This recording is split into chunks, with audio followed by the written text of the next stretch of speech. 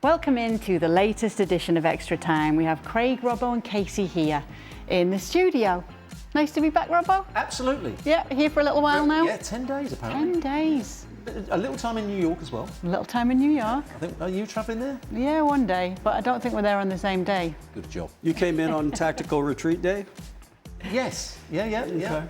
Our first question, actually, Kasey, for Robbo. As an Englishman, is today one of your least favourite days on the calendar? That would be July 4th. It doesn't recognise with me one little bit. You know.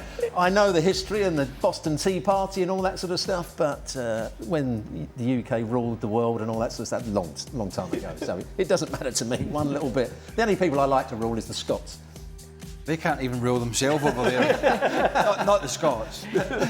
England now, they can't, in Britain, London, they can't even rule themselves anymore, can they? They're a shambles. Anyway, we won't get into it. All right, for all, Stevie said that every game he eats 2 family-sized bags of crisps. Could all of you combined beat him? Also, next year, should Stevie compete in the hot dog eating contest to try and beat Joey Chestnut? No, he's fat enough.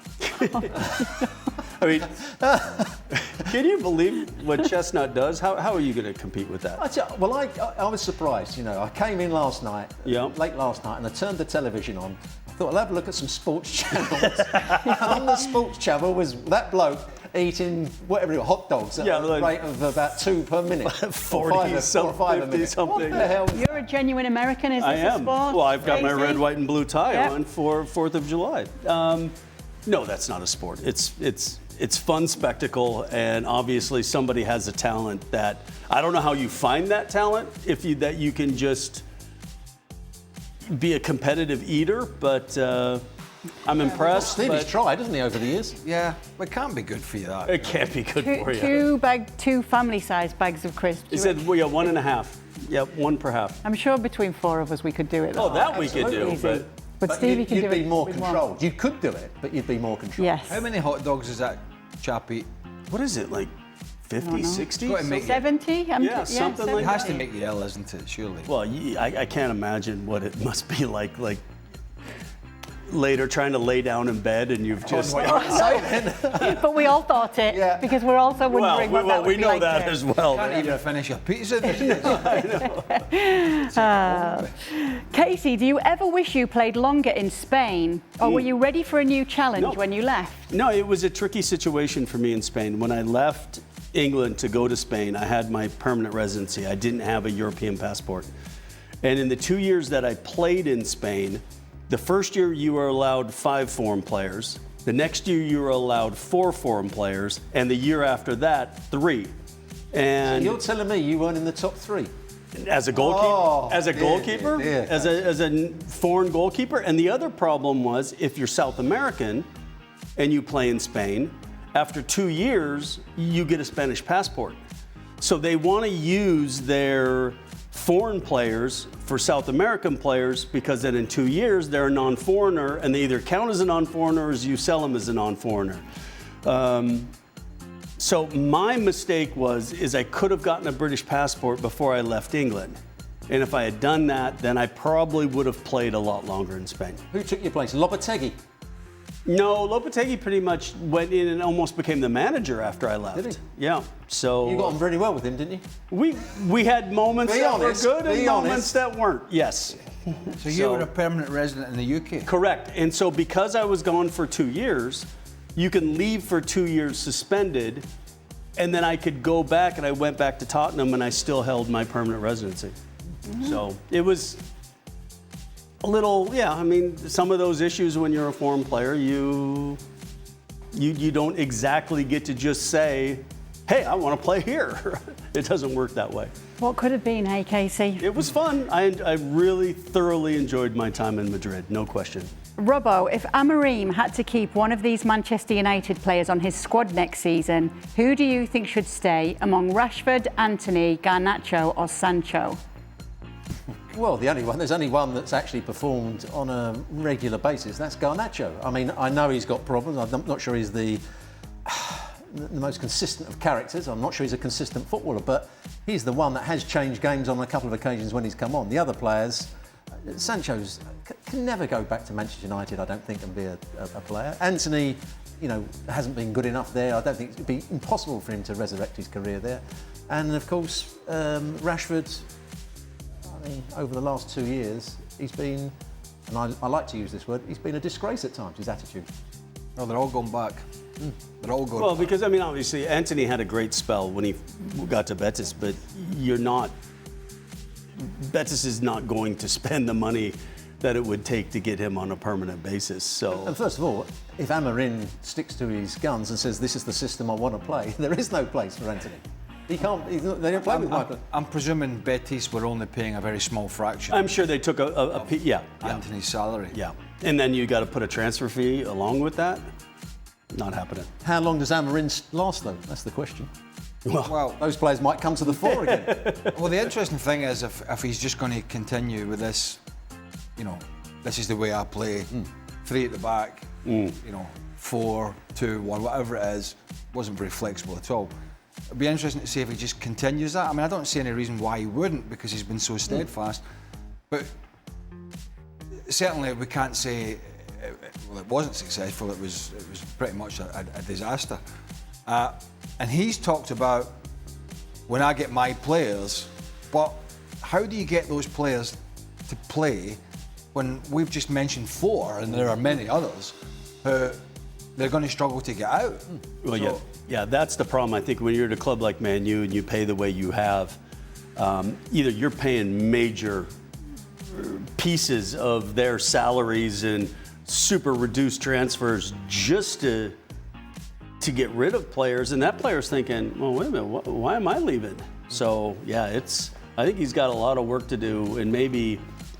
I could see him being gone by Christmas. I could see him being gone by Christmas, but I could also see somebody needing 3 or 4 transfer windows to get rid of the players eventually, to then have the space to be able to bring in the players you want. And as you mentioned, he's not going to be given that kind of time. But you have to, when you first go to a football club, doesn't matter whether you've got the squad you want or not, you've got to have an impact on the team. Yes. He hasn't had an impact on the team, he's had a reverse impact. They've been worse. All right, Kasey, who's on your Mount Rushmore for US men's national team goalkeepers? Oh, no. Well, you think of kind of the 3 of us from, Friedel, Tim, myself, who kind of had the career that we had. I didn't know if you're going to be able to get that out. And then... Which is the one you didn't like, that we always, you never pick. You would never... He managed to get the words out. Yeah. Which one is it? And then you're looking at, from Tony Meola to Marcus Hanneman to Brad Guzan, and, kind of going from there. So I'd have a 6-man Mount Rushmore. Right, okay, so you're putting yourself on. You have to do the 3 more. What do you mean? So his Mount Rushmore, he has to pick 4. No, I said I have a 6. My mountain's bigger. No. It's a big mountain. Well, there's no doubt the top 3 keepers, I mean, him, Brad, Friedel, and Tim. Right. I mean, all played at the highest level for a long period. There is no doubt about that. Brad Guzan played at a good level, didn't he not? Yeah, Brad. Marcus played great for Reading and Wolves, and But there's definitely a drop-off without making your head any bigger. I mean, there's a little bit. So, like you said, the 3 of us had the careers that, and then other guys had really, really good careers, and I think then it just kind of becomes, look, Marcus is one of my best friends. We do stuff constantly. Was.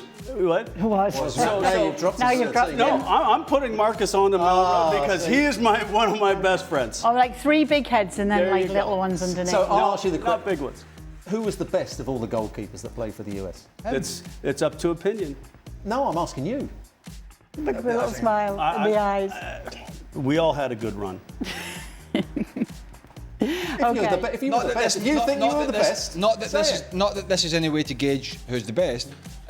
I'm only asking out of interest because things happen, injuries, you're not. But how's it rate in terms of who's got the most caps out of you, Tim, and Brad Friedel? Tim has the most caps. I have the most clean sheets. Good defences you played in front of them. It must have been. Yes, because that's how everybody talks about the U.S. national team, that they were so much better back then than they are now.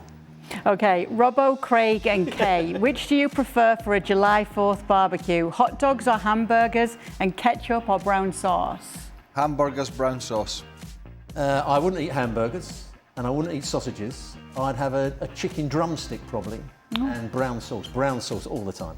Okay, yeah. Why not sauce? Why, you're not, you gone off, what's that word? You have the meat. I don't have. What's it called? Somebody that doesn't eat meat. I don't know. I eat meat. Oh, he's eating chicken. You're not having red chicken. meat. I don't eat. I don't You're not having eat. red meat. I don't have red Vegetarian, meat. vegan, you've gone all like, Hybrid. hybrid. What yeah. about if we get you one of those plant-based burgers? Would you eat one of those? No, they're all right. seen the I'd chemicals have in those chicken or things? turkey. Turkey or chicken. Okay. That's my choice for But it is brown sauce. brown sauce all the time. Although I do say probably my favourite breakfast if I'm in a hotel, and I had one this morning. Okay. Would be a bacon sandwich. So I do eat some. Ketchup's for kids, isn't it? Yeah. Ketchup's good you have for brown sauce is the brown winner. sauce on your Yes. on your bacon. You didn't have a fry up? No, not today. No. Not today. Very healthy. I like egg. I've scrambled egg and a little bit of bacon. Oh, so we should ask you to end. If you could only have one of the three for the rest of your life, breakfast, lunch or dinner, what would you have? Breakfast. Breakfast. Without doubt, breakfast. Okay.